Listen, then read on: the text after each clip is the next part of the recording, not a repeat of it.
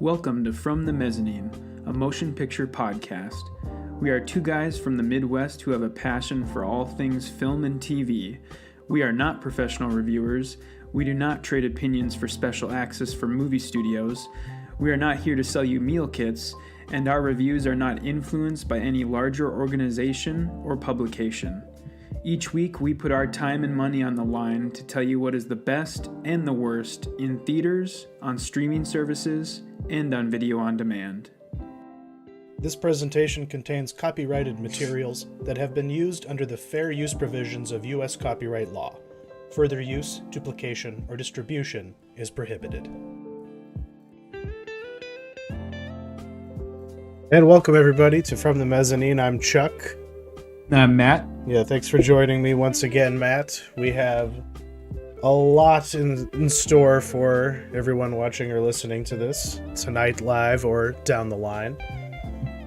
We have our initial parting question that Matt left us with last week. And we'll follow that up with some just three little bits of news that are kind of relevant and some interesting debate questions for sure. And then we'll dig into some pretty exciting stuff in streaming. The end of Succession happened, Station 11 premiered, and Matt was able to see 9 Days. And then after that, we have a couple mentionables, and then we have our main event, Spider-Man No Way Home. And just kind of dovetailing from one thing to another, but yeah, we talked about the theater experience of this big event tentpole movie that is single-handedly rewriting the business of Hollywood as it makes money, and other movies like Nightmare Alley languish. But more importantly is how people went to these movies. I kept my eye out. I was like a hawk. I sat in the front and looked back at everybody else who was there, because I wanted to see if anyone had brought pillows or a blanket. And wouldn't you fucking know it, they did. I saw it with my own eyes. And I must say, I don't know what I think about it. It's a little bit gross. Yeah. Did you want are they fresh, or did this come off of your nest? That's my question. Yeah, so this is something I've had on my mind for a while now, because it's happening more and more, and because I think they've been so used to watching movies at home and being as comfortable as possible for the past couple of years with COVID, that now that they have to go back to the theater to watch movies, they want to sort of retain that comfort and stuff. So they're bringing blankets and pillows, and I've seen this a lot lately, especially with kids and older, and I don't mean babies, I just mean kids, 10, 12 years old, and then moms and stuff, and old women, who are perpetually cold. But I think this is so gross because I used to work at movie theaters for about 6 years of my life. I worked at in high school, and then the beginning of college, I worked at movie theaters for 6 years. And the stuff that I found in those theaters afterwards, and I was an usher, so we would go in and we would clean the theaters afterwards. And when I say clean, I mean that with quotes. I mean, we literally would pick up people's trash who were too lazy to throw it away, and then we'd swipe all the popcorn under the seats. And that's what we meant by cleaning. Yeah. So when I was an usher, I found things like blood stains, boogers, condoms that were out of the package condoms, probably used, dirty diapers, bunched up dirty diapers. That doesn't shock me. Yeah. Fingernail clippings, no, chew bottles, people that use chewing tobacco, the chew bottles. I found those. I hate it when people do that when I go to movies. That's a pet peeve of mine. It's when I got people next to me spitting and dipping. One dude literally snuck in a can of Coke, drank it, and then took a knife out and cut the top of it open so that he could use it to spit. That's what when I saw Wolverine Origins. That's what I got to look at. But yeah, I mean, okay, so like imagine all of that stuff on your blankets, because it probably is, because nobody's why would you bring your stuff there? Keep your stuff clean.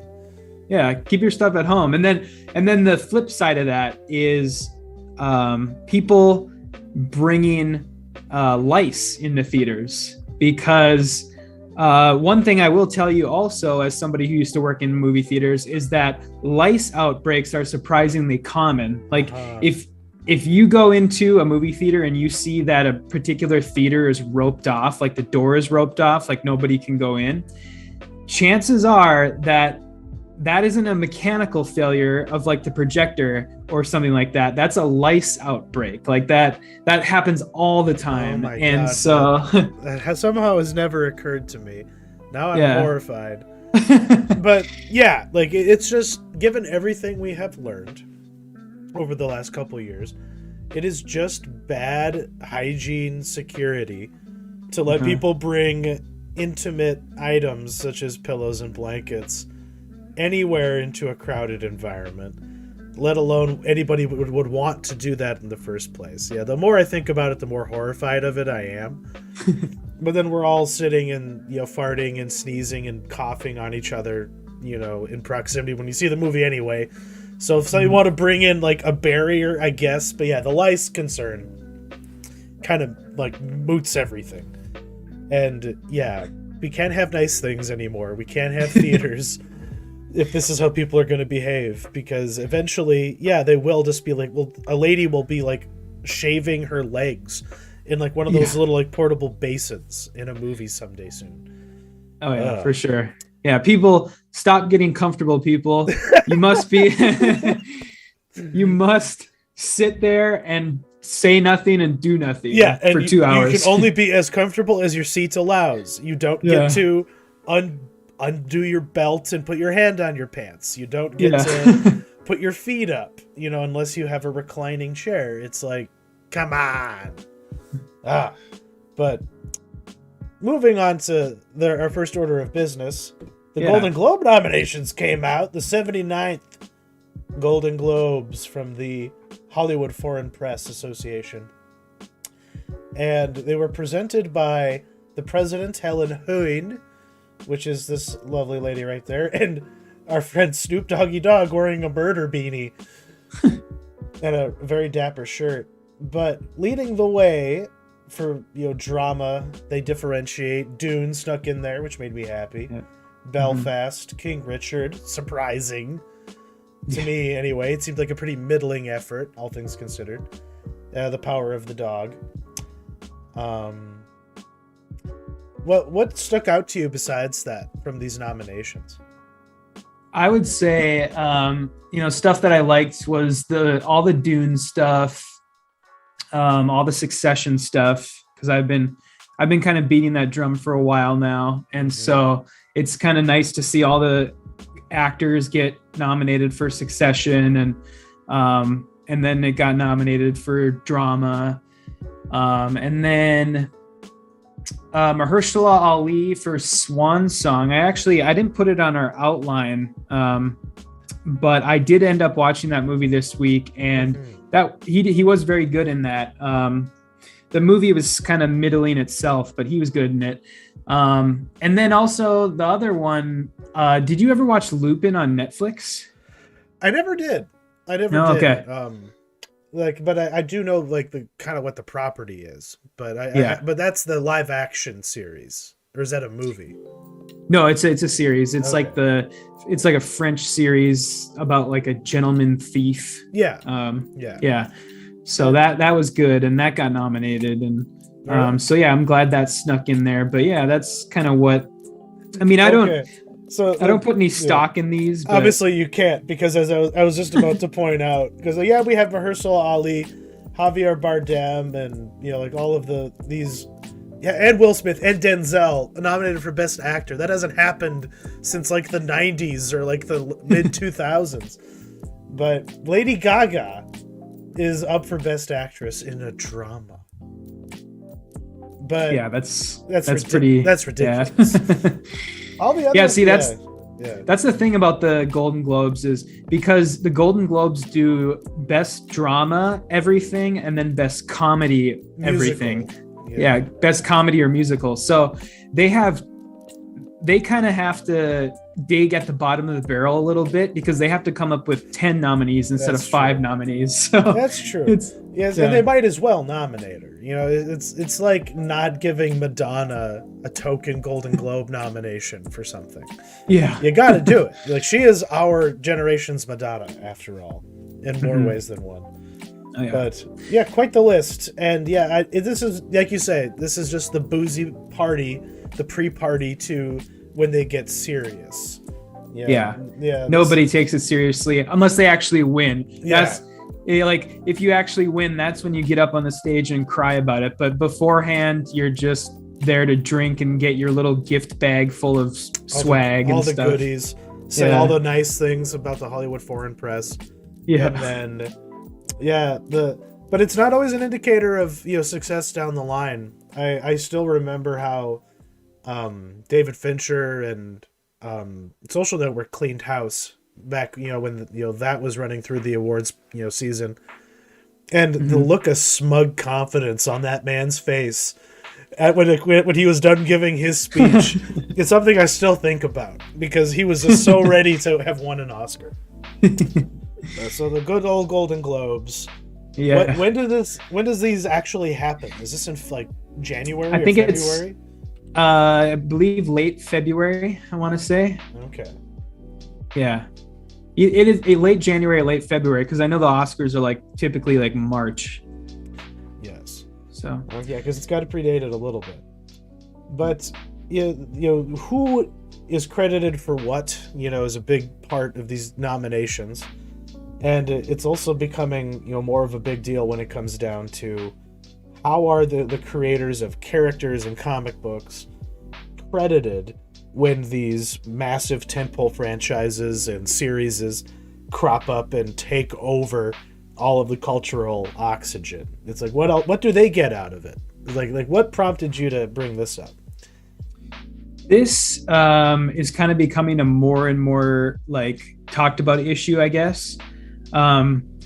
Especially with with Hawkeye, with Matt Fraction's comic book run. And then there have been a bunch of comic book creators who have spoken out in the last couple of months about their compensation that they get from Disney for their characters or their like story ideas being used. Yeah. And from what it sounds like, you basically get about $5,000 from that's what Disney gives you for, that's what they give Matt Fraction for using his Hawkeye ideas. So, and that's what they give like Jim Starlin. Do they get like a, you know, based on, you know, something done by, done by Starlin or done by, you know, Fraction? Do they get like a credit on the show? No, they don't. That's the other part of it too, is their compensation is bad. And then the actual credit is dog shit, because what typically happens is at the very, very end of movie credits in the special thanks section, that's right, where their credit is. This special thanks to Matt Fractioner. So people have been talking about this, and I mean, my personal belief on it is that they should get, if a story idea is being taken for a movie from a comic, they should get a writing credit. And then if the movie is just using their character, they should get a characters by credit, you know? Yeah, it's pretty basic shit. It's surprising that it's such as how it's done. Yeah. It's weird because there's certain creators that do, like Jerry Siegel, I know, gets the Superman credit every single time. Every single time Superman is in a movie, he gets it. And so, I don't know. I assume it was just built into his will or something, and that's why he gets it. But because those rights are so convoluted and mystifying, and there's so many like continuity resets on ownership Yeah. That it's as bad as trying to understand the DC continuity. Just trying to figure out who owns what and in what manner. Yeah. And it's half the reason why we don't have a movie with the word Hulk in the title coming from Marvel ever. It's never gonna happen, and why is completely bullshit and fascinating. But like that's what happens though when you do work for hire though. That's the contract with the devil you make when you work with Marvel or DC. Yeah, you don't own anything that you come up with. So, but I'll tell you, some people who do own what they've come up with. The Hollywood blacklist, was released. Can you explain to people what the blacklist is?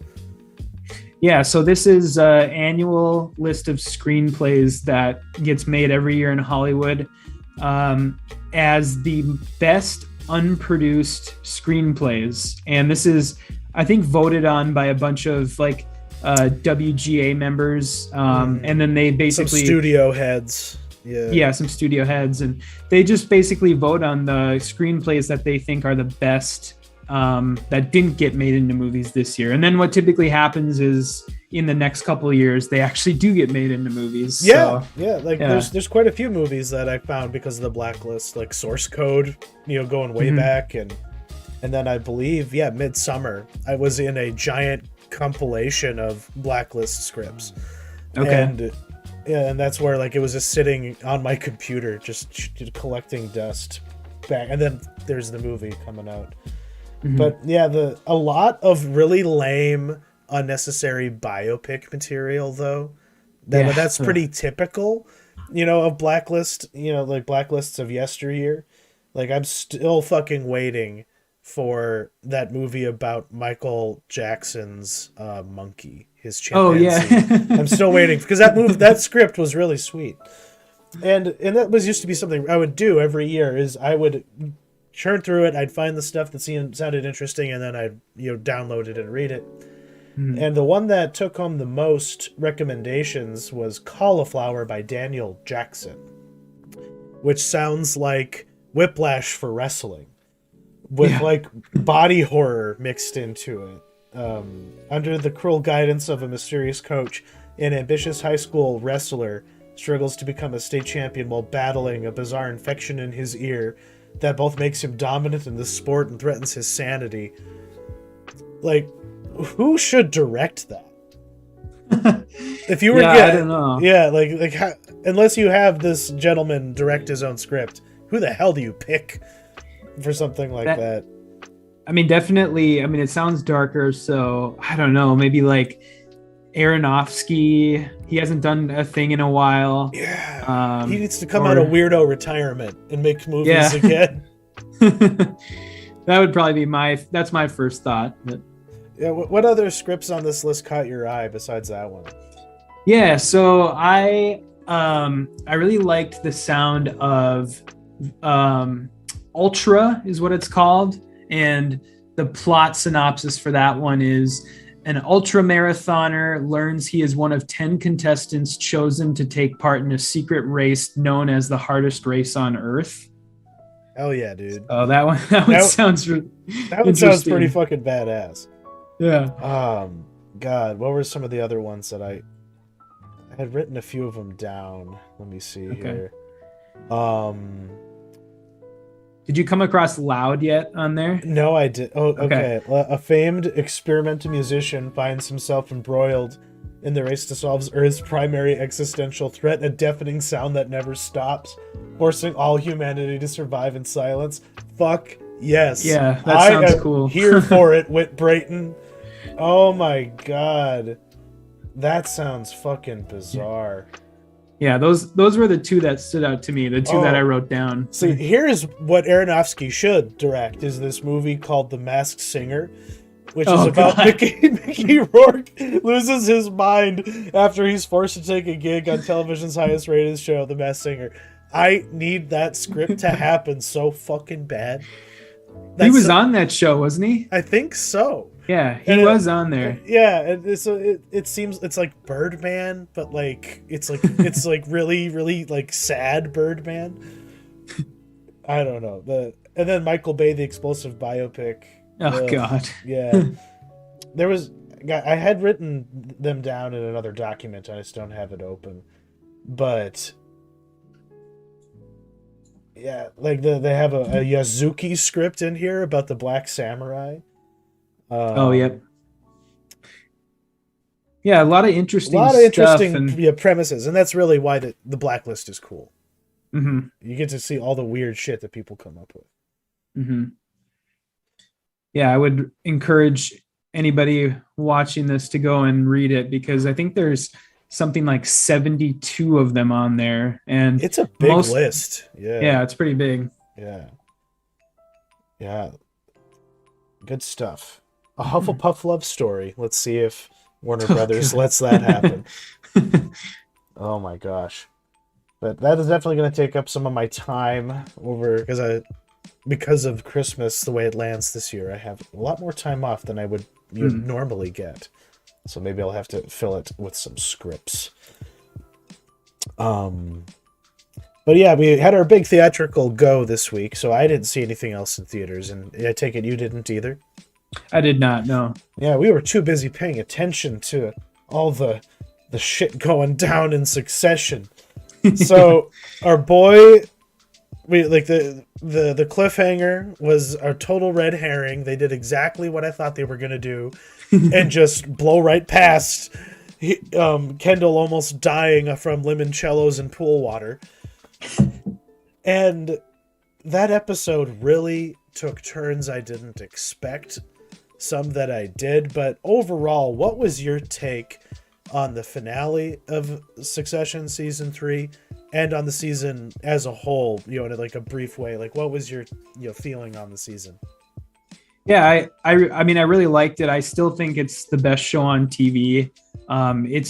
It reminds me so much of like the mid 2000s to late 2010s era of prestige TV. It just seems kind of like a show from that time period, and there's really nothing like it. And yeah, I think it's the best show on TV. And I think the season started a little slow. The first couple episodes took a little bit to get going, but I think the first really, really exceptional episode of the season was Kendall's birthday party. And then every episode after that was just gold. And then the finale was incredible. Like just oh my God. Yeah. The scene of him like breaking down like on that road, and then that Renaissance painting that happens. Yeah. Like when Roman is just like, okay, fuck, I have to be human for a second. Yeah. And then the ending with Tom betraying Shiv. I love that so much. That little pep talk with Greg where he's like, okay, you're gonna be my little eunuch boy, and we're going to go kill everybody and then fuck their corpses. Come join me we're gonna dance with the devil. Mm-hmm. Oh my God. Because in his character, the Gojo guy, he kind of was the like every season seemed to have a catalyst, like a star character that was going to upset the apple cart unless the kids were able to muscle them out. And this guy just gobbled up their entire inheritance, their entire reality, and their dad is just fucking giving it to him. He's just, and that's like something that happens throughout the season, is all these moments where the youth generation are trying to convince the patriarch that they are the ones. They're the ones who are gonna be the right call to take it over. And every single time that they try and convince him, they convince him otherwise by the end of the conversation. And that just happened over and over and over again. And then he finally runs into this competent, cold-blooded fuck and is like, actually, no, I'm okay with you taking all of this away from my family. Like, you're the one who is my worthy successor.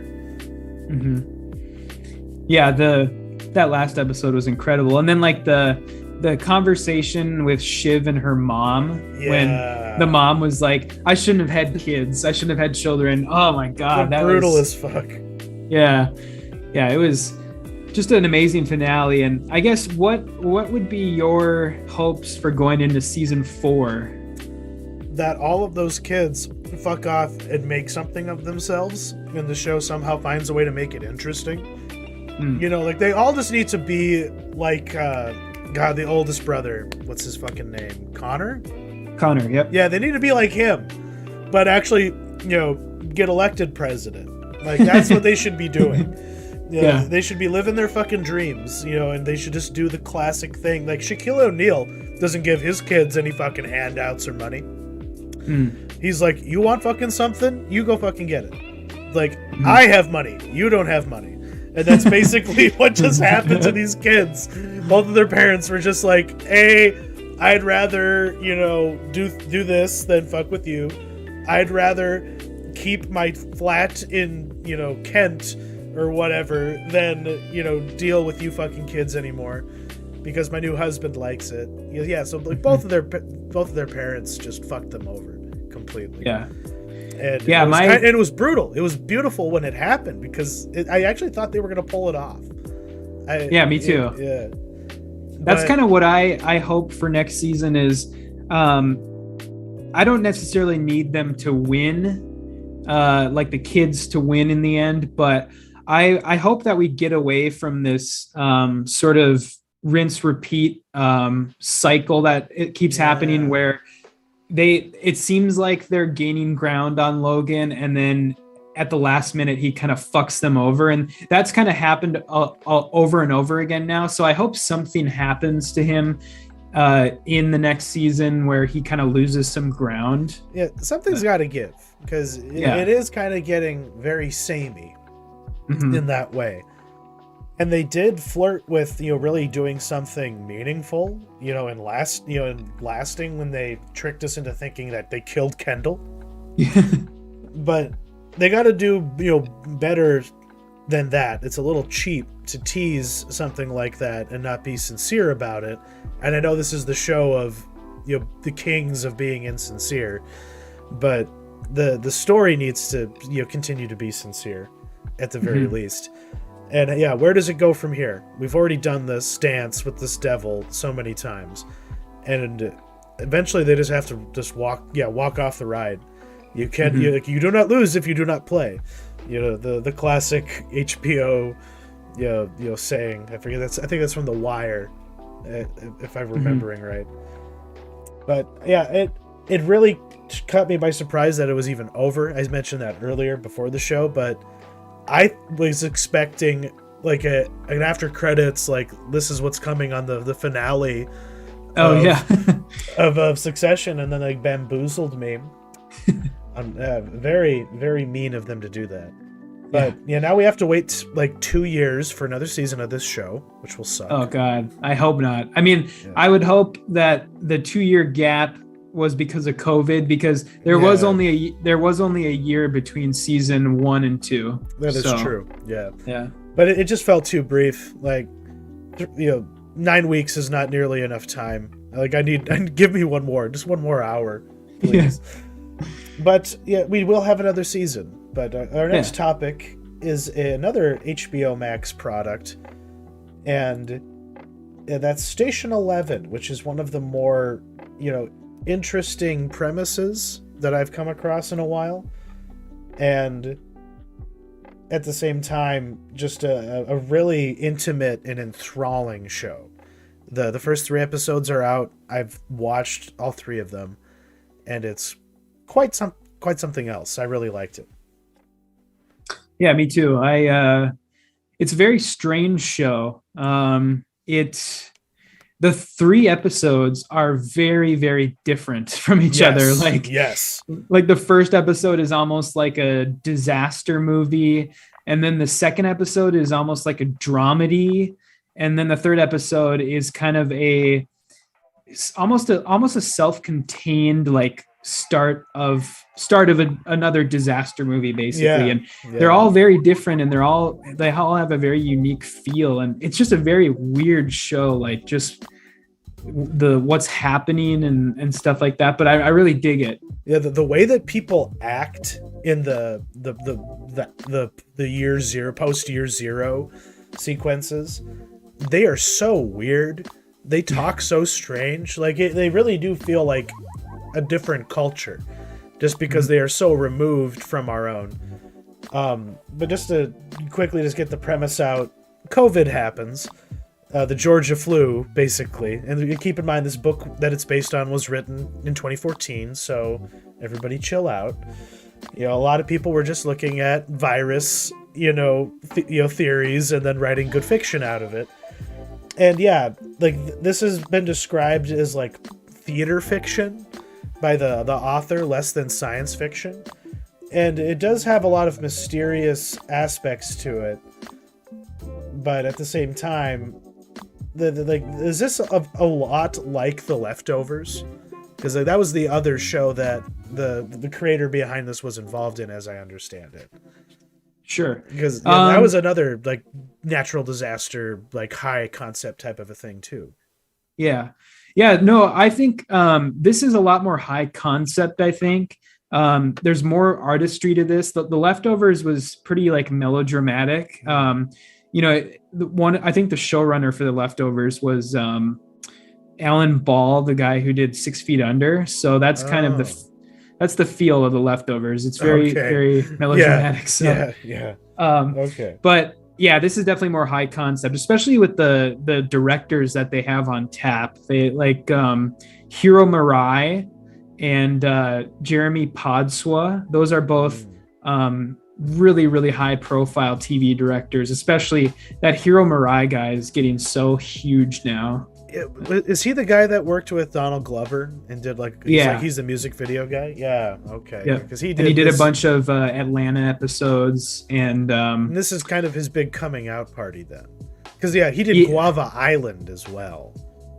He did Guava Island. Yeah, which is that really unnecessary little project that they had. And then he also did he did another show too. I'm gonna look real quick. But he's very, he's, for how little he's done, he's very like high profile already. Yeah. Kind of like all of the I can't remember their names, but they're the people who do like Taylor Swift's music videos. That Joseph Kahn guy. Yeah. Yeah. Oh, Barry. That was the other show he did. Oh, really? Barry. Okay. Yeah. Look, yep. Barry's a good one. Yeah, Barry's really good. So, but yeah, this is very interesting. I'm really looking forward to seeing where this is going. And have you watched like the previews for the rest of the series that's on HBO Max? I have not. No. Okay, so it almost seems like they're going supernatural with stuff in the future. Really? So yeah. Oh no. So I don't know what. Yeah, because I don't know much about the source material. Like, I've never read the book. But, me neither. But it did remind me of Why the Last Man, quite a bit. Just the vibe of the comic more so. I haven't seen the series, but like, this was just my curiosity about that series though. Did they ever get to the all-female Shakespeare troupe in the show? In Why the Last Man? Yeah. Did that come up? No. Because that was like a weird subplot in the comics, and the whole thing about the traveling symphony reminded me of that. Yeah, no, the show is it's not very similar to the comic at all, other than like the main thrust of the plot. It's really not, but this seems. I don't know if, I guess I shouldn't say supernatural, but it seems like they're going with a almost like religious route with it, like where somebody predicted that this was going to happen. Somebody is almost like a Nostradamus. Yeah, a prophet. Yeah. Well, and that wouldn't really surprise me. Yeah, that might tie in, somehow to like just the whole notion of things being passed down. That's what art is. Memes. It all comes down to memes, Matt. But definitely, looking forward to what is going to be happening. I have my concerns, that it, might, get a little bogged down in its own emotion, because I have never felt so many things just from the way that like people's what it would express with their eyes. Like they have the saddest eyes since like the whole like Sarah McLachlan animal commercials. Yeah. It is that bad. Like I was on the verge of tears basically the entire runtime of those first 2 episodes. It got very draining, if I have to be honest with you. But yeah, for sure. The next movie we're going to talk about here on Video on Demand sounds like it would be emotionally exhausting for me as well. Yes. Well, yeah. What can you tell us about 9 Days? Yeah, so this is from a first-time director named Edson Oda, and this is about a guy named Will, who is a interviewer for human souls to decide which ones will be born on Earth, will be born into becoming a person. Okay. And he lives in this house that's just on like this like desert wasteland, and it's obviously some sort of, you know, plane, like metaphysical plane, and it's a very like high concept sci-fi premise, but the movie itself is really not interested in feeding into like the lore of that or like the background on that. It just kind of uses it as like a vehicle for more like existential questions. But yeah, basically what he does is he interviews these human souls, and then that there's a video or a TV wall where he watches the lives play out of the souls that he chose in the past. Okay. He watches their entire lives play out, and he takes notes about their lives, about how they're living, and kind of in an attempt to pick better in the future. Because yeah, it's very, very interesting. And then he puts on for the souls that he doesn't choose, he basically lets them live a memory that they saw on like the TV wall before they're basically snapped out of existence. Because yeah, it's great. It's really good though. Very, very emotional, very, very good. And the souls are, you know, as you saw there while the trailer was going, the souls are played by Zazie Beetz, Bill Skarsgård, and Tony Hale, among others. There's other ones too, but they're kind of the main ones. And yeah, it was very good. It reminded me a lot of like Tree of Life mixed with like Mogul Mowgli. That's a movie that I talked about earlier this year, a couple weeks ago, and kind of like a mix of that where it's got a lot of very like high concept questions, and it's shot really nicely. And the soundtrack was done by Dan Romer, who is the guy who did the soundtrack for Beasts of the Southern Wild and the TV show Maniac, the Netflix show Maniac. Okay. Wow. So it comes from pedigree in some aspects. And then for a first time feature, this is nuts. Like I can't wait to see what this guy does in the future. How did he write the script himself? I think so. Let me check on that real quick. But yeah, to walk into a cast that studded, you know, the everybody with this is, you know, has pedigree in something. You know, it's the cast and the composer and the cinematographer, and written by him too. Yep. Wow. So I would check that out. You should. Yeah, this is one that the reason why I checked this out is because I'm kind of playing catch up right now with a lot of stuff before the end of the year, because I want to eventually. I mean, we'll talk more about it later, but eventually we'll do a best of the year episode. And this is kind of in these next couple of weeks, I'm going to try and catch up on a lot of stuff. And this was one of them. So, golly, no, there's a lot to run down. I've been trying to piece the year that was for me and what I, watched and, took in, and golly, a lot of it escapes me, which is why I need to do a better job of keeping track of this shit. For the Mentionables, I'll start that off. My coworker Heather at the Craftcade here in Bismarck. She, for as long as I've known her, she's been like, "Yo, dude, you need to watch this movie called Pieles, or Skins is the English title."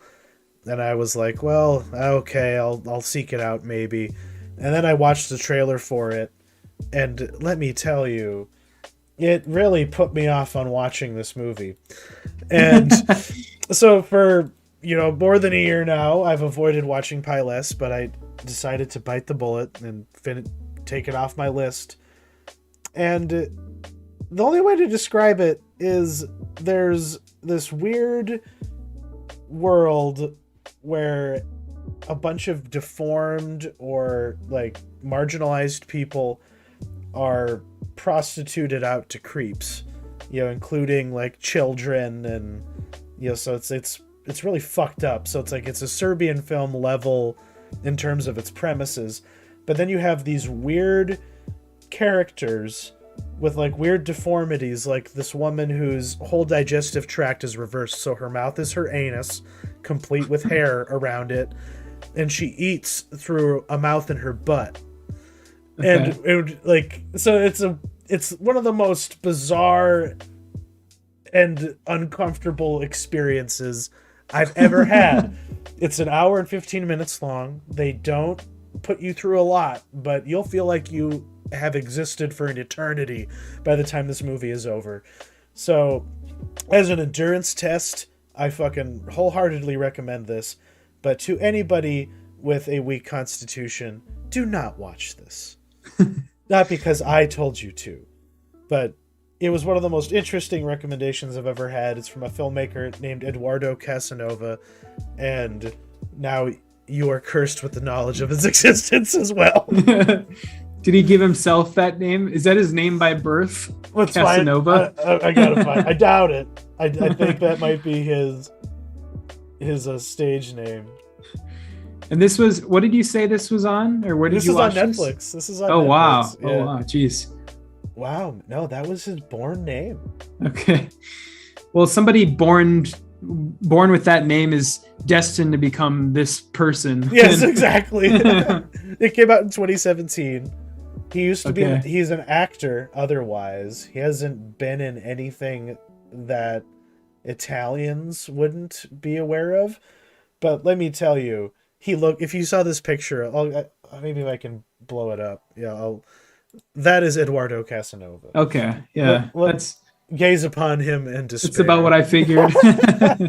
It's a strange movie. It's a really fucked up movie. Like the first scene is this like this greasy naked like Spanish woman like sitting in front of this like weepy man who's like flipping through these catalogs of children, to like pick which one he's going to rape and molest, and and none of them are like working for him. He's all like weepy about it because I'm only doing this because I just had a baby and I don't want to hurt my baby. And this lady's like, I understand why you're here. Like they spend a little too much time trying to humanize a pedophile, and then they just take it to 11 and they're like, okay, this is what you really want. And it's like a photo album of all the deformed children. So like this girl who has no eyes, or like a woman with saggy skin, or a guy that has burns all over. It's a fucking weird movie. And the plot is really non-existent. Like it has as much plot as like the movie, like, what is it called again? It's one of those weird, from the guy who did Kids. He directed a bunch of really weird plotless movies about sex. Harmony Korine? Yeah, not Harmony Korine. The guy, Larry Clark. Oh, Larry Clark. Okay. Yeah, like it feels like a Larry Clark movie. But like luckily it's only an hour and 15 minutes. But it at least looks good. The cinematography is good. But goddamn. Yeah, I don't know. If I recommend this after you've like had like a handful of magic mushrooms, maybe, if you wanted to have a bad trip. So maybe don't do that. Yeah. But maybe What was your mentionable this week, Matt? Yeah, so mine this week. So kind of coming to the end of the year now, I was thinking back on. I'm a pretty big comic book fan, and I try and go to my shop once a week to pick up the new titles. And I was thinking back on kind of what were my favorites this year. And the one that I kind of settled on that coincidentally had its third and final issue this week was called Batman the Imposter, which is a DC Black Label series, which if anybody isn't aware, that's kind of their more adult-oriented comic series. And this is done by a writer named Mattson Tomlin, who is actually the screenwriter for, or one of the screenwriters for the upcoming Batman movie with Robert Pattinson. Really? Yeah. And like they actually got a real comic book guy to write a Batman movie? No, it's the other way around. It's the other way around. He was a screenwriter first, and then he made, this is his first comic. Oh, and Andrea Sorrentino did the art. Yeah. Okay, right on.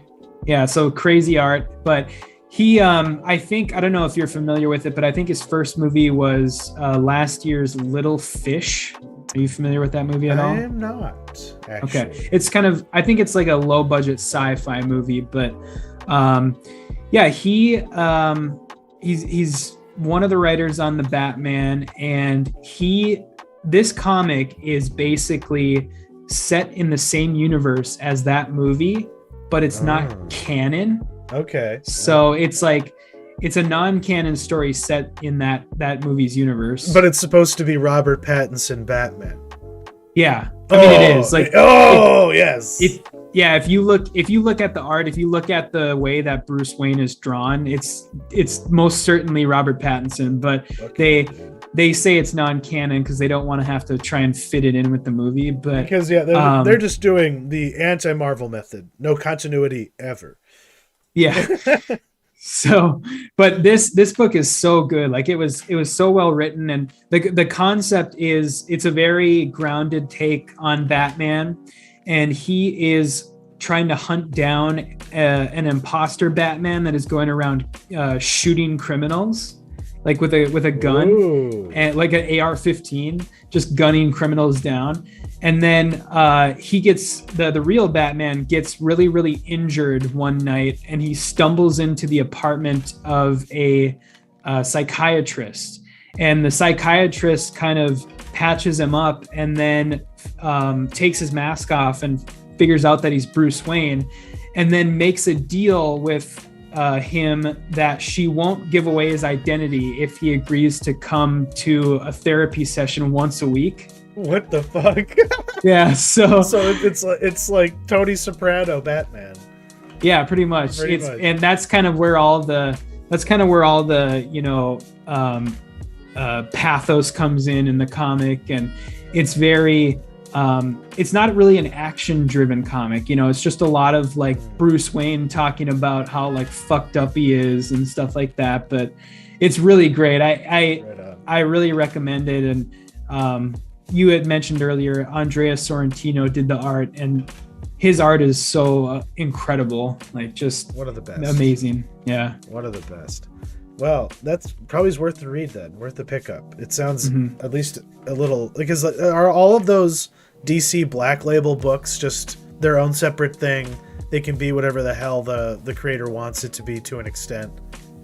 Yeah, they're typically all of the Black Label books are typically non-canon. So, and they're always like high profile writers. Like later this month, they have another one coming out that is a Swamp Thing book done by Jeff Lemire.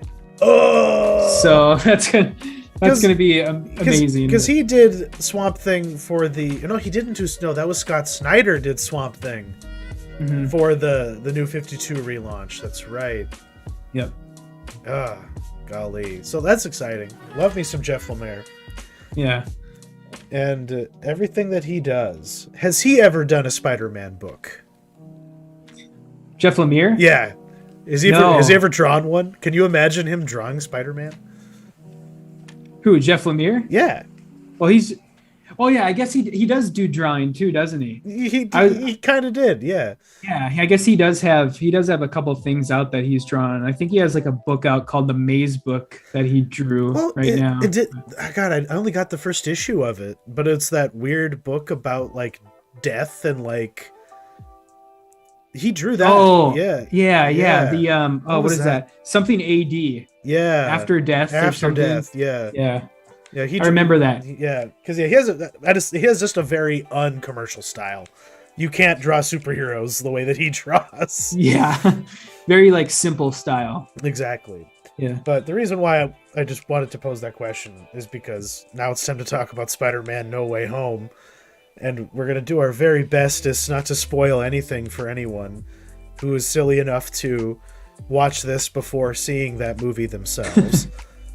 But suffice it to say, it's worth your dollars, right? You'd recommend it. Yeah. I guess spoiler-free thoughts, I would say. I liked it overall, but I don't necessarily think it's a like well put together movie. I think it's very like it moves really fast and it's very jam packed with stuff.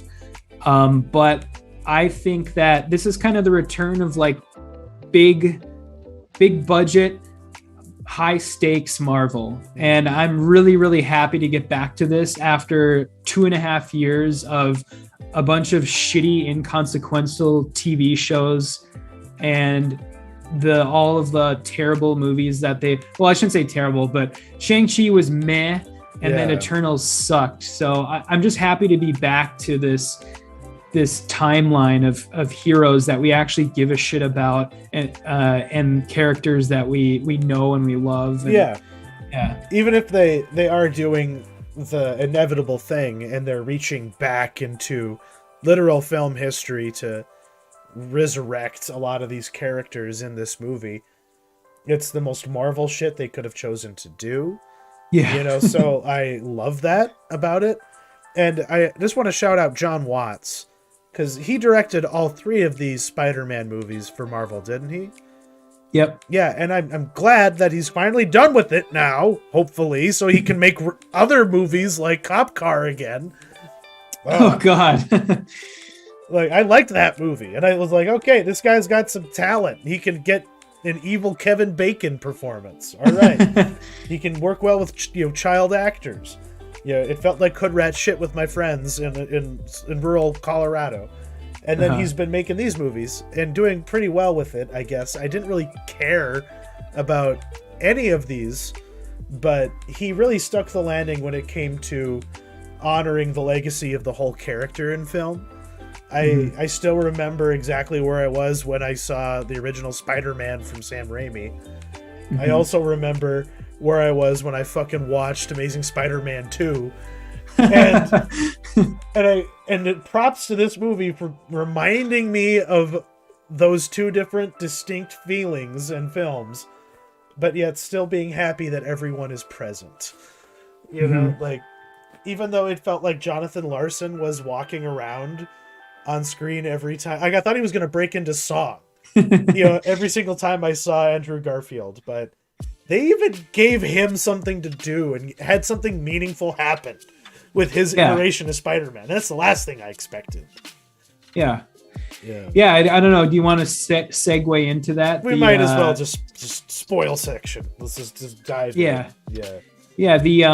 So I mean, obviously, it's one of the worst kept secrets in Hollywood. Like, people knew about this like 3 months ago, the other Spider-Man being in it, but yeah, I thought I really enjoyed them coming back, Tobey Maguire and Andrew Garfield, and I think the Andrew Garfield performance is kind of proof that his movies were shitty. It wasn't his performance that was shitty. Yeah.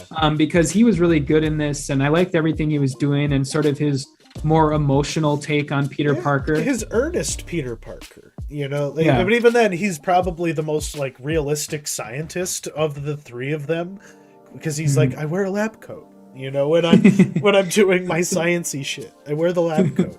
I'm science Spidey. Yeah. But yeah, there were some things that felt like they were kind of half baked, like but at the same time, the all the bits where they would realize their differences or distinctions and be like, hold on, you do this? And like, wait, what? Like, what are you talking about? Like, I don't know how to be in a team. I just work alone. Because like, that's all that they know. Because they literally are those characters from those movies transplanted in here.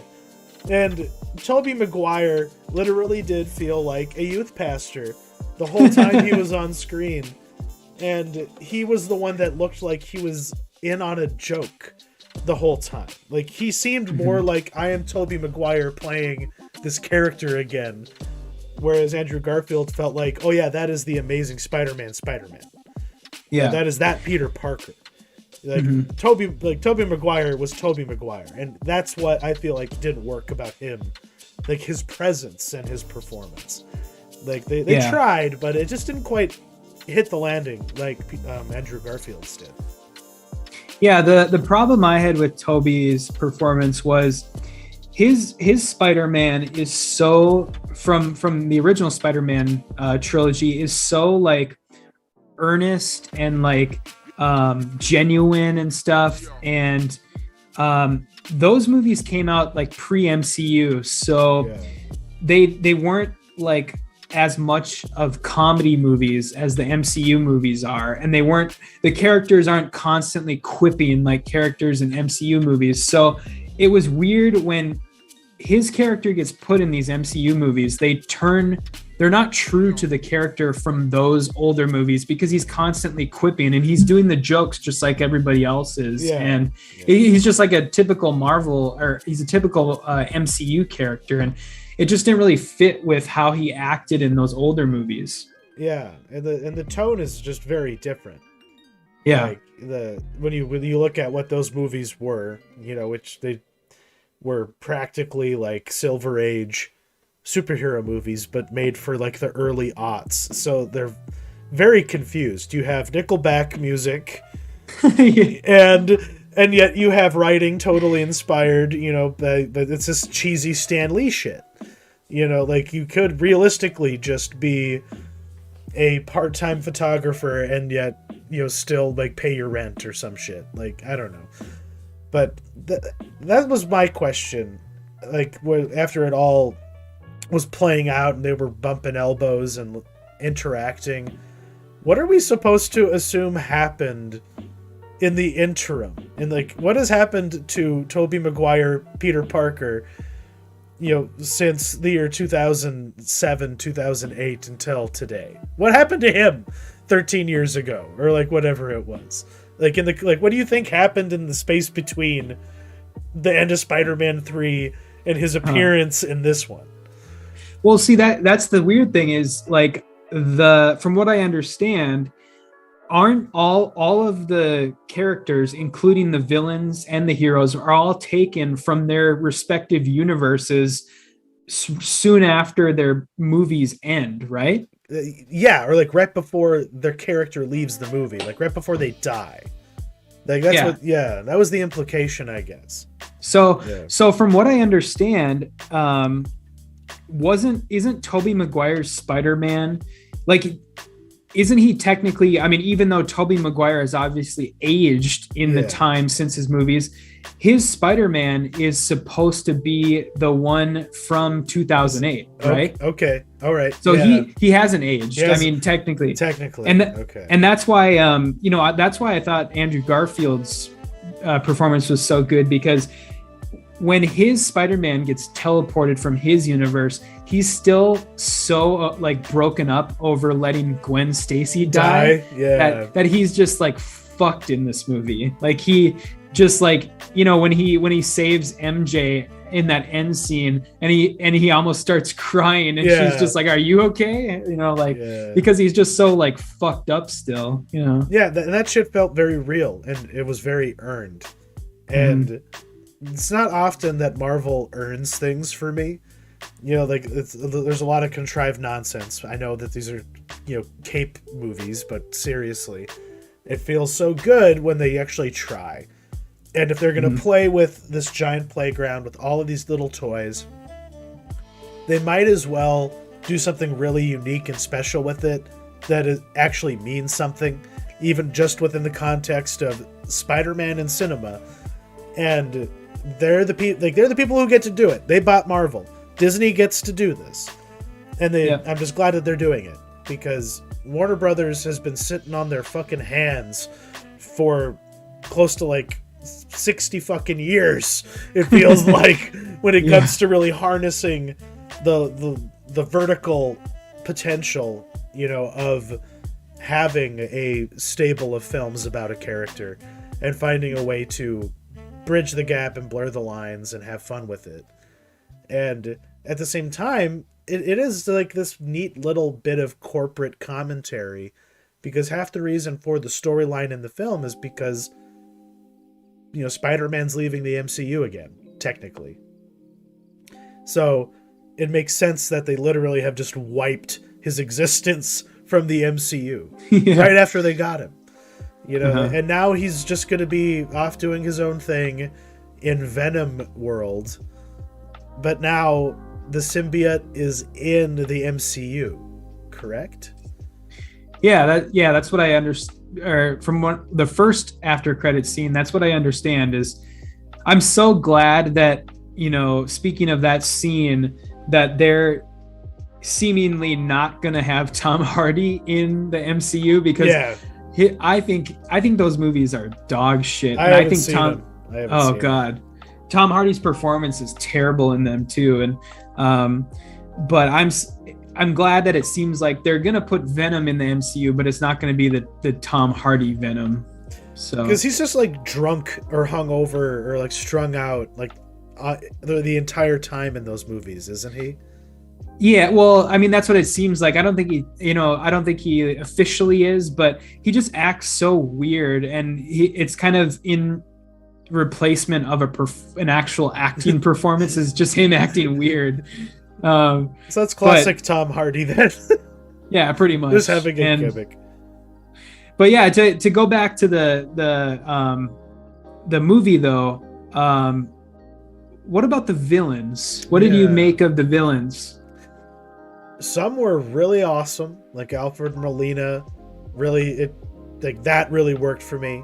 Obviously, you know, Willem Dafoe coming back, that really worked for me, especially having him, you know, be the big bad ultimately by the end of it, but then having the characters commit to the plan and seeing through fixing him. Like, this whole movie was just Spider-Man going, I can fix him, to like every single villain in the movie, because, you know, that's what it was, more so Aunt May telling him that. But like a lot of them, you could tell that like this is literally the same bad special effect from the Amazing Spider-Man 1, and we're just going to pull it off of the servers and just mocap some mouth movements to some new dialogue, but it's the same exact character model. It looks just as bad. So I'm glad they didn't try and upscale it, you know, for us, for the Lizard. But Jamie Foxx and Marco, they were just caricatures. They were just deep fake performances from and I guess that's what the Lizard was too. But like, that's what I thought of. 3 of them were deep fake performances, and the other 2 were flesh and blood, those characters from those movies back with us again. But I did not feel anything when Andrew Garfield, Spider-Man, was trying to console Electro after he took his powers away. Got it. Yeah, he's just Electro. I mean, I think that's one of like the biggest miscasts in cinema history, was Jamie Foxx as Electro. Just like so badly miscasted. But yeah, that was terrible. And he's just like a really shallow archetype in those movies and this one, where his only plot beat is like, I'll never amount to anything, I'll never be a famous person, and like that's all he is. And it was so bad. And then Flint, Marco, and Lizard are just kind of there. Like they're window dressing.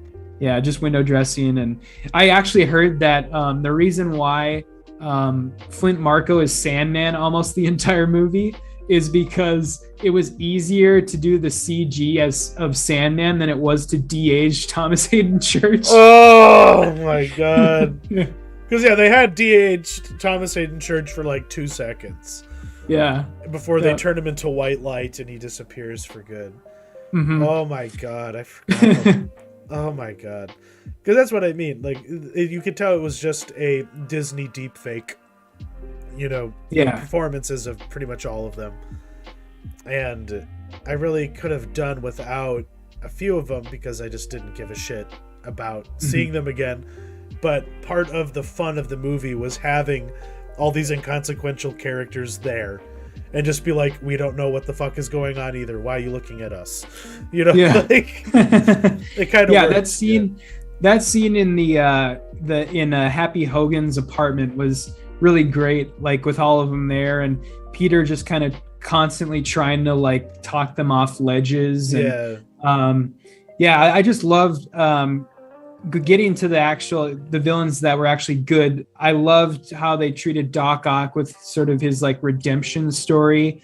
And then Willem Dafoe was just incredible. Like, he's so good at playing a villain, and just like his voice and like his facial expressions. And I think my favorite scene in the movie is when he turns on Spider-Man, and then they're like fist fight in the apartment. Yes. And he is just like he's like punching him through the floor. Yeah, that shit was so good.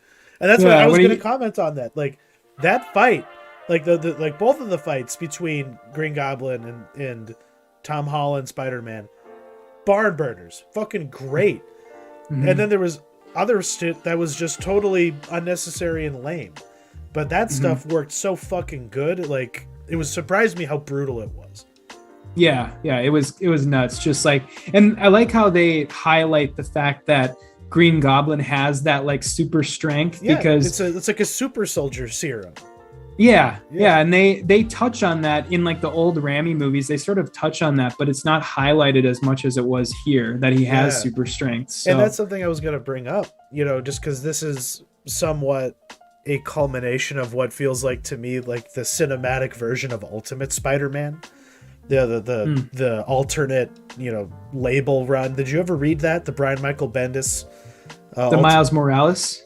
Miles Morales. Oh, okay. Yeah, no, I haven't. This was the launch of the Ultimate Marvel line. You know, this is comic book nerd shit.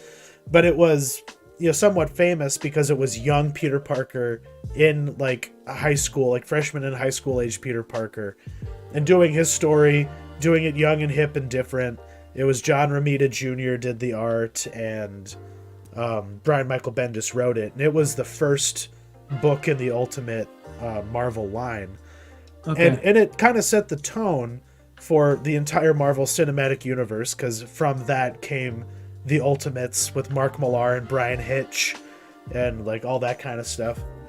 But I guess that's all I was really trying to go with it, I guess, was just the realization. That's what it felt like. Yeah, that's what it felt like, you know, and that's what I loved about Ned. Like, he's kind of an original creation, but he typically a character like that would fucking annoy the shit out of me. Like Podcast and Ghostbusters. but he was just like such a charming presence, and it seemed like a genuine, you know, chemistry, you know, between him and Tom Holland. And but at the same time, I'm just fucking bummed the fuck out that they had to break it all up.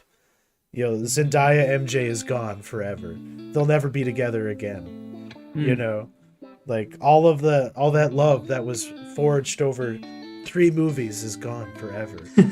And it's very comic booky. And I guess I just appreciate. Well, it's very Spider-Man, because I mean that's like the thing with him always is he can't have a personal life, because it always fucks with his personal life. Always gets fucked up because of his superhero life, basically. Yeah. And he's always making deals with the devil, or like fucking up, you know, magical pacts, you know, and causing, you know, I need to save Aunt May. Aunt May is dead. Well, then you have to give up the other thing you love the most, Spider-Man. You know, deals with Mephisto. And I guess I want to talk about red herrings a little bit. There was a lot of fucking red herrings in the advertising for this fucking movie. Yeah. You know, making us think that Doctor Strange was going to be evil, when really he's just being a janitor, a cosmic janitor, and then he gets disappeared for half the movie so that Cumberbatch could go to New Zealand to make Power of the Dog. Yeah, that was interesting. That how they kind of turned him into, well, that fight scene that they had where they're fighting over that cube, and that was another really well done fight scene in the movie, or action scene, was the mirror dimension scene. Yeah, with all the trains and the flying over the Grand Canyon, using math to defeat magic. Yeah, very Spider-Man, very fucking Spider-Man. And that's what I, really do appreciate about what John Watts did. He was very mercenary, workman-like, but it got to be his trilogy. And with outside of the Russo brothers, who in the MCU has actually gotten to take ownership of a property like this? He's probably the only guy. Yeah, the Russo brothers, and because Kenneth Branagh only did one movie. Derek Robertson only did one movie. I guess Taika Waititi is gonna get to do a couple. Yeah. What's his name? Oh God, why can't I think of his name? The Black Panther director. Coogler. Yeah, Coogler is gonna do. He did Wakanda Forever. I think that's what the second Black Panther movie's called. So he's doing that. What a poor movie, just in terms of what it has to overcome. Oh, Wakanda Forever? Yeah. What the fuck is it even about? I don't know. Yeah, well, they lost their star, and then their replacement star is on the verge of being fired and gravely injured because she got injured on the set, and they had to shut down production. Yeah, I don't know if you heard about that. This is a little bit of a... I knew that she was in hot water because she was saying things about certain healthcare choices that people should or shouldn't make. Yeah. There was that.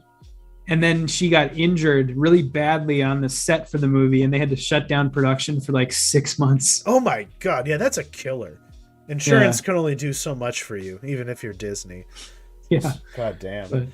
But overall, it was great. More highs than there ever were lows. This was for sure. Yeah. This was a solid outing. Yeah. Did you just to touch on lastly real quick, did you stay for both final credit scenes? I left after Venom. What's the... Oh, you did? Yeah. Oh, shit. So I missed it, I guess. Yeah, well, first off, okay, did you see the Avi Arad thing? Yes. Oh, my God. Well, I just saw his name on there because he owns Spider-Man Forever. Did you see the tribute, though? They had a tribute to him? Oh, my God. It was so tacky. It was... Here, I'll tell you what it said. I have it written down here. So between the two end credit scenes, there was this thing that popped up on screen that said, it was like the directors of the film or the producers of the film would like to thank Avi Arad, the original true believer in the Marvel property. It was so bad. Disgusting. Yeah, it was. Oh man, it was so. That is so gross. But yeah, because he decided to produce the first. What did he do? He did Spider-Man, and he basically did all of the Fox movies. He Blade, did the original X-Men. Spider. Yeah, X-Men, Ghost Rider. Yeah. So he's made just as many shitty movies as he has good ones. Oh my God. But from all accounts, he's kind of a piece of shit. But I'm sure that this was done by Amy Pascal as kind of a fuck you to Marvel because, on these movies, even though, they're funded partly by Disney, Sony gets the final say on all these Spider-Man movies, and I'm sure that Amy Pascal used it as her opportunity to be like, "Fuck you, Marvel. Our guy was the original. Our producer." Fuck off.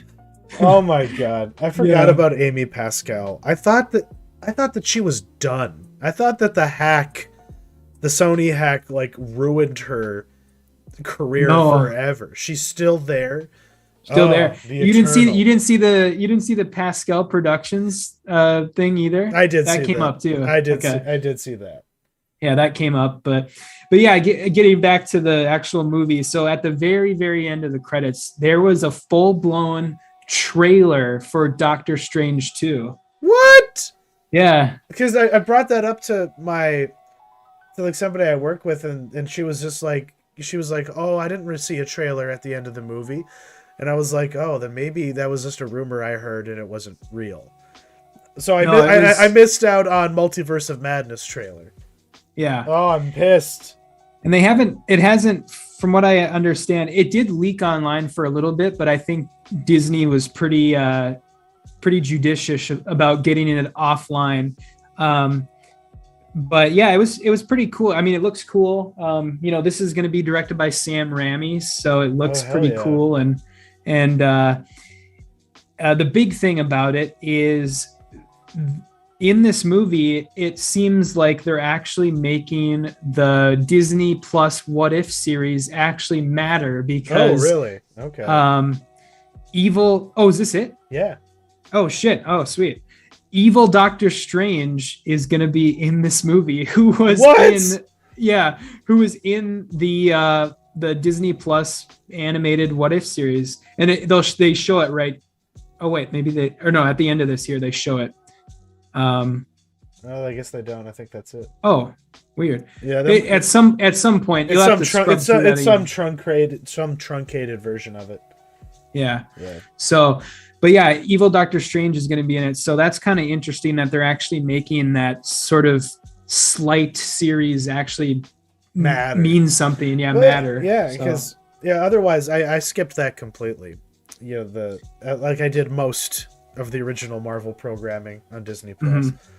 Yeah, it was hit or miss. But that's because that's where they stuck Marvel zombies in there, I'm assuming, right? Isn't that what they did? Yeah. Yeah, one of the episodes, yep. Yeah, and if you don't want that to be a dumping ground, you want it to matter, you might as well just do what the comic book writers do and be like, okay, it's my turn to write the event movie. Okay, this is the motherfucker I want to be the bad guy.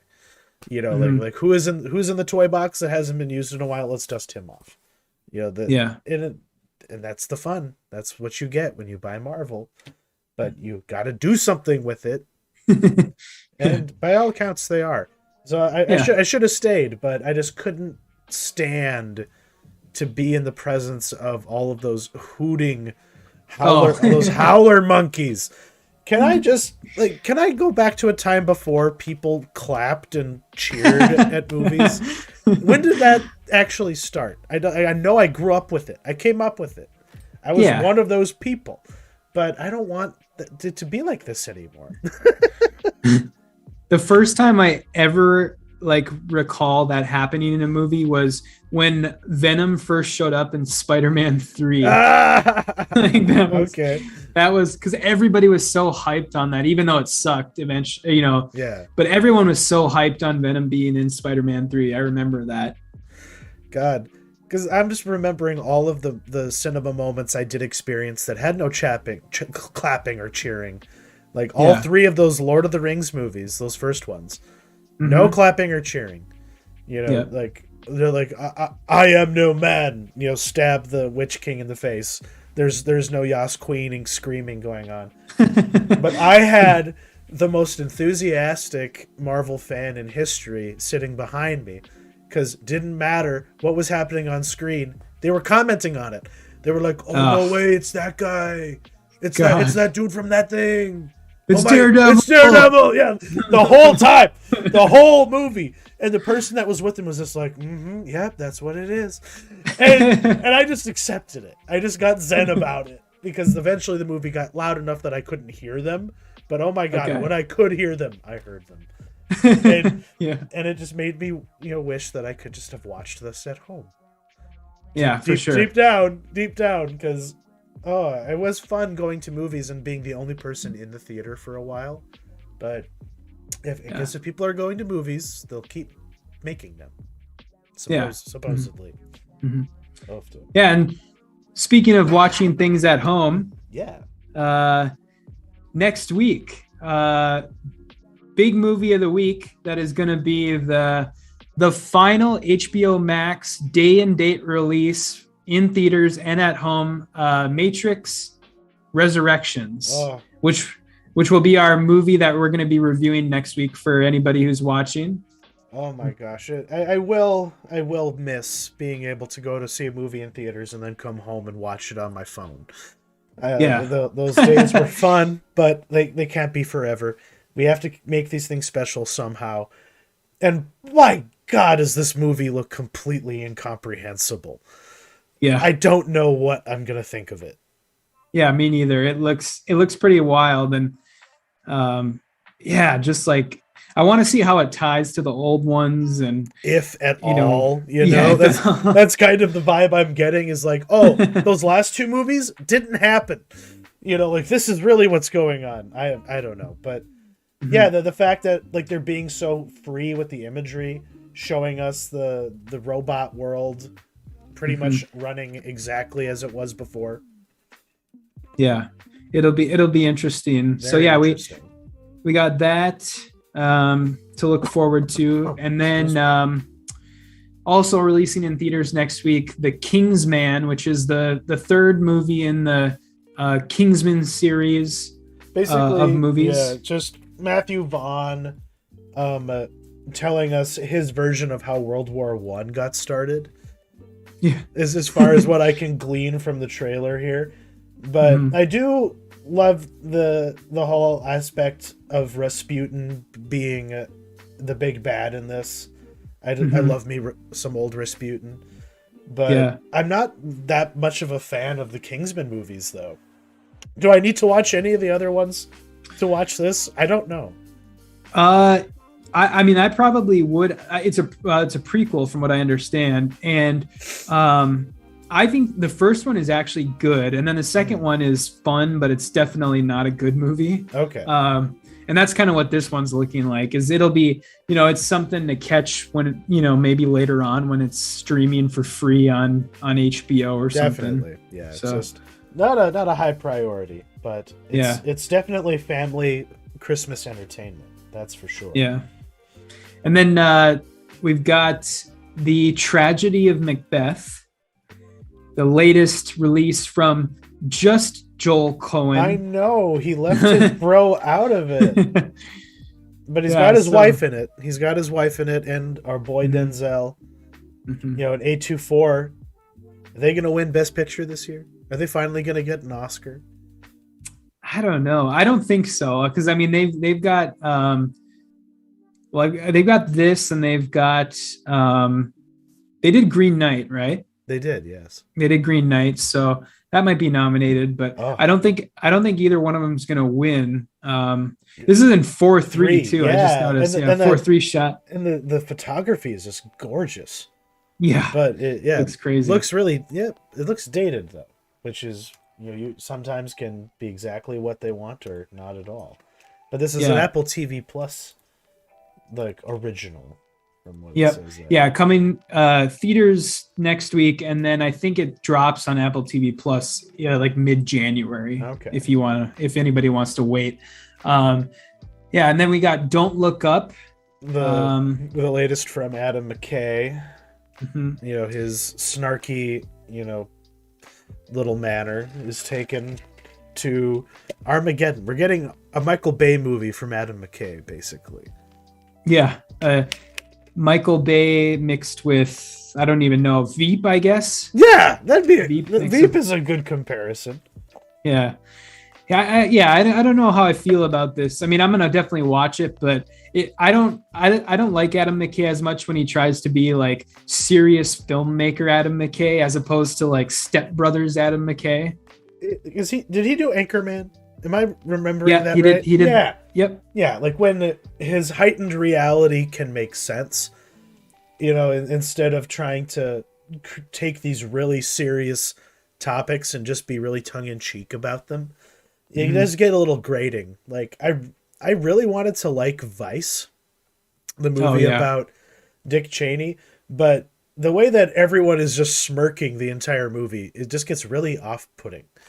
And that's my concern about this one, is that it's just gonna feel a little too close to home in certain instances, and then utterly inauthentic, when it's trying desperately to be so. But Yeah. we'll see. They put a lot of money into it, and it might be worth a laugh or two. Yeah. Yeah. Yeah. It drops on Christmas Eve. So it'll be a good Christmas Eve watch or Christmas Day watch. Yeah, kill some time. Yeah. And then we've got, this is kind of a one that's out of left field, Slugfest, which is a Roku channel original documentary. So it's free, actually. Anybody can go and watch this, as long as you either have a Roku device, or I think they even have a Roku channel app on a lot of. I think if you just go to their website, you can stream it on there too. Oh, okay, nice. Yeah, they kind of treat their website like it's an app. Okay, sure. Yeah. Yeah. So this is a documentary about the rivalry between Marvel and DC, which is pretty fucking cool. It's well-trod territory, but we're not going to have a lot of these folks around forever, So we might as well hear the stories now while they can still tell them. Yeah, yeah, it looks interesting, and I'm really interested to see how they're going to parse this out too, because I was telling Chuck before we started recording that this was a Quibi show before. Oh, yeah. And Quibi, as you know, was limited to 10-minute chunks. So if they just edited all the 10-minute chunks together, or what? Yeah, like how coherent is this going to be? How substantive is it going to be? Yeah. And how much of this is just going to be essentially YouTube videos that have just been slapped together into something longer. The fact that they're just giving it away kind of doesn't, bode well for it. See, this isn't something that's coming out next week, but I just wanted to ask you if you had seen the trailer for Everything Everywhere All at Once. Yeah, I did. What the fuck is this movie? It's crazy. What the fuck is this movie? I just have to ask you. It's the most bizarre thing I've ever heard of. Yeah, it looks pretty wild, like weird. Oh, A24, of course. There. Of course. They get more and more creative with how they credit themselves. But yeah, it's a multiverse theory movie, and being able to tap into all the different versions of you to try and overcome an evil. And the evil here is Jamie Lee Curtis as like an insurance adjuster, or something like that. I don't know, but I don't know how a movie like this happens. But it just popped up, and I was reminded from, I don't know who Daniels is, but it's a duo, oh, directing duo. Okay. I don't remember what else they've done, but I know it's like a duo, like a brother duo or something. Okay, it's like the Sadfies. Okay. Yeah. Yeah. Okay. So yeah, it looks interesting though. It does look interesting. Yeah. Anyways.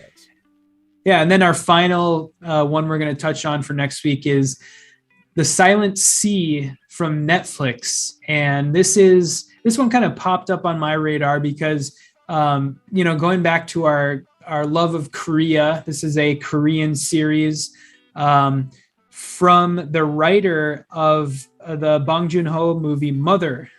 Really? Yeah. Neat. Okay. Very relevant to my interests then. And lots of familiar faces. The guy who plays the initial game in Squid Game is like one of the leads, I'm assuming. But what is the plot of this? So that this is a Korea, like South Korea doing like a TV show Armageddon type of a thing? Yeah. So, well, what it is team in space on a mission. Yeah, it's basically, I actually wrote down the plot synopsis here. It says, on a 24-hour mission to the moon, space explorers try to retrieve samples from an abandoned research facility steeped in secrets. Ooh. So this is just about a moon mission. Yeah. Okay. Some abandoned lunar base, and there's something sinister going on. So damn. Okay. No, I am down like a clown for this. Yeah. This looks good interesting. Good plug.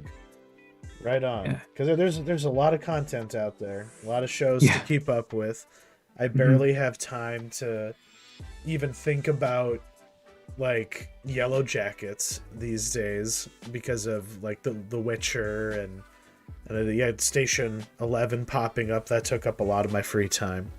Yep. Yeah. For sure.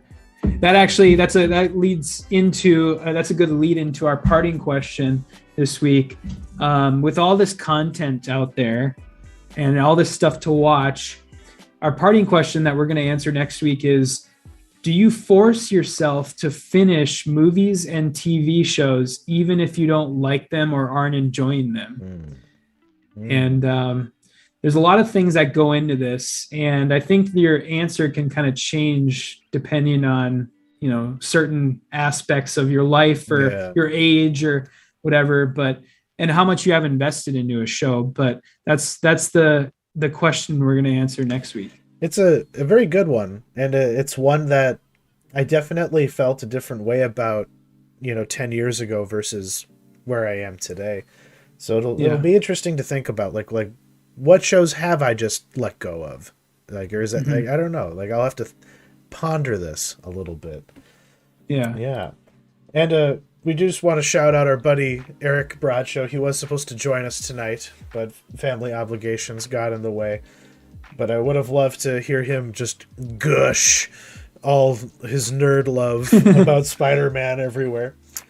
But yes, I'll be posting a link to your Facebook page so people can take a look at your reviews, as you get them up there. And we'll be back next week. We're going to be talking about the Matrix and anything else we're able to dig up in between. I just hope I don't have to watch anything like Pieles. Yeah. I'm going to avoid that completely. Yeah. And then one last thing I'll mention is next week we're actually going to be doing our episode on Monday night, if you'll remember. Right. Because of the holidays. So Monday night recording, and then it'll be up on YouTube shortly after that. Yeah. Alrighty. Well, thank you for joining us, everybody, and thanks for talking to me again, Matt. Have a good night, everyone. Yep. See ya.